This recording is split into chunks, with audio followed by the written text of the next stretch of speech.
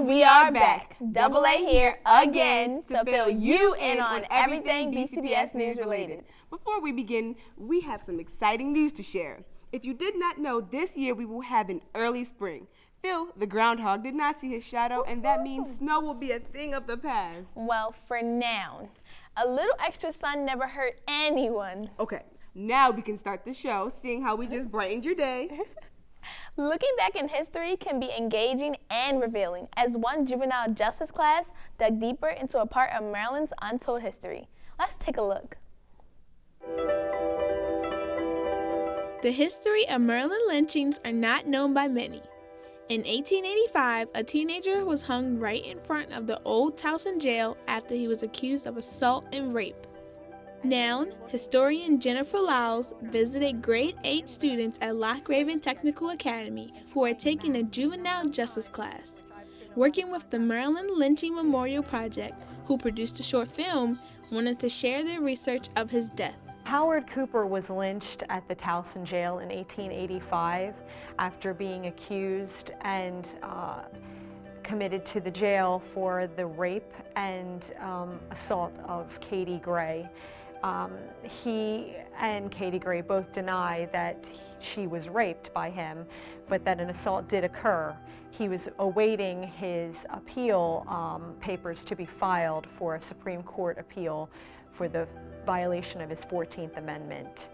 A mob showed up that had been following him since the beginning of the crime accusation and pulled him out of jail and lynched him to a nearby tree. Couldn't imagine how he was feeling at that time, having something around his neck, being dragged out of a jail cell, and then to put the cherry on top when she revealed that he was actually 15 years old.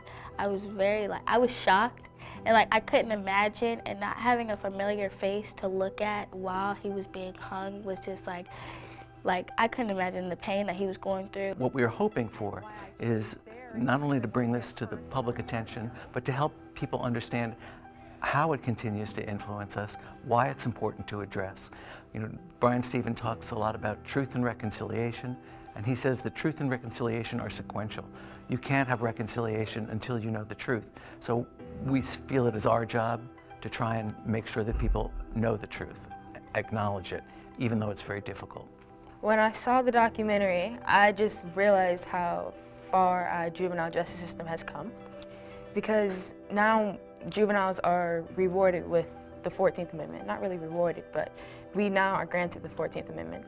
And back then, he was not at all. He was 15, and if this happened now, he wouldn't even have been waived to the adult court. And so for him to be sentenced to death alone, without the lynching part, but for him just to be sentenced to death is very cool and unusual. And then for justice to be taken into the people's hands, there's a reason that the criminal justice system is in place. And so for them to just take it into their own hands was extremely unfair. Miss St. Pierre's juvenile justice class began a project that explores cases where juveniles were lynched, starting with Howard Cooper.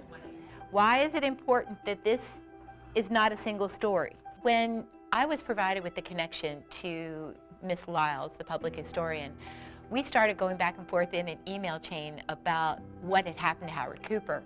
And we started talking about, well, why would this be important for kids to know? And then what could kids do as a result of this? And because I believe so much, especially in middle school, sometimes students' voices are overlooked because they can't vote yet. But they have a powerful voice for change. They believe the change is still possible, and that's what's powerful. These middle school students are working on a presentation to share with other American history classes, while other students are working on different ideas that will go in the memorial, and they are writing a letter to a legislator to see if they can get his conviction exonerated. I think it's helpful for other people to see how inhumane that our culture has been. And I think it's really important that we dig deeper and that we really see how unjust society was back centuries ago and how it relates today. Back then it was lynching, now it's police brutality. Everything really connects, and it's important to learn from the mistakes from the past and to connect them to today. Want to make a difference in shaping your world? Then vote. Some students got the opportunity to register during a voter registration drive. We are encouraging anyone 16 years of age to sign up. You need someone to read you the ballot?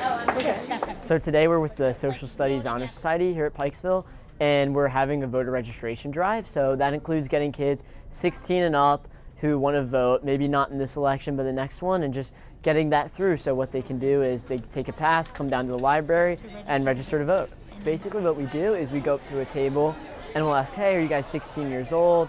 And they'll be like, yeah, sure. We'll get some nods, maybe they're freshmen.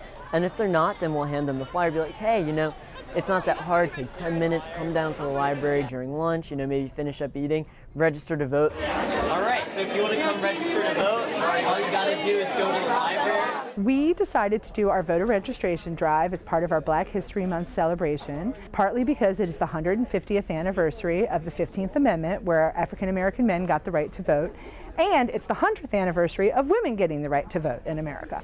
So we felt like making it part of our celebration of these activities and things that we already honor as part of our traditions here at Pikesville would be a perfect way to integrate the voter registration drive. I feel it's important because I feel like even if as individuals we have a voice, and I feel like that's important because sometimes not everybody is heard. I'm really excited to be able to promote this event as a way to just remind students that the right to vote is a result of major sacrifices of people who came before them, not something to be taken for granted. And I just want students to think about the library as a community hub, a place to come to not only learn about current events and political candidates, but also the major social issues that are happening. I believe that everybody has a decision to make, and believe that everybody's opinion it matters. I also do believe that we need a strong leader for our country. Voting is really important, and it's important for everyone to register early and as soon as possible, because the sooner young people register to vote, the sooner they actually exercise their power and their voice. I do think it's important because our generation is going to be the generation that leads our future, and it's important for our future to be based on our opinions. To become the best person that you can be requires self-care and commitment to live a healthy life. Well, for students at one middle school, Starting With Your Heart has them seeing red. Students at Pikesville Middle School were seeing red, but for a good reason. What's happened at Pikesville Middle School today is we are bringing awareness to National Red Heart Day. As part of the Mind Over Matters year-long campaign in BCPS, spreading the word about a healthy heart is just one way for students to be mindful of their own self-needs. It's important to get the message out because we want to make sure that they can go to someone that they trust to help them be better human beings and to be healthy mentally, physically, and emotionally. At Pikesville, we almost have 1,000 students here. Our subcommittee for Mind Over Matters went on the morning show. They wore their red, and we really pumped up today.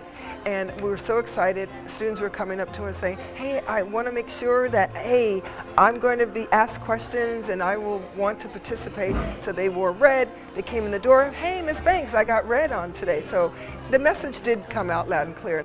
And that message resonated personally for one student as she brought awareness to her peers when it comes to matters of the heart. The Heart Healthy Mind Over Matters is important to me personally because my father had heart problems, very bad heart problems, and he was in and out of the hospital a lot. And I recently just lost him to it, unfortunately. But I want to get the word out to other people that to stop that. And you can exercise daily. You can eat healthy foods, fruits, vegetables, go to see your doctor yearly.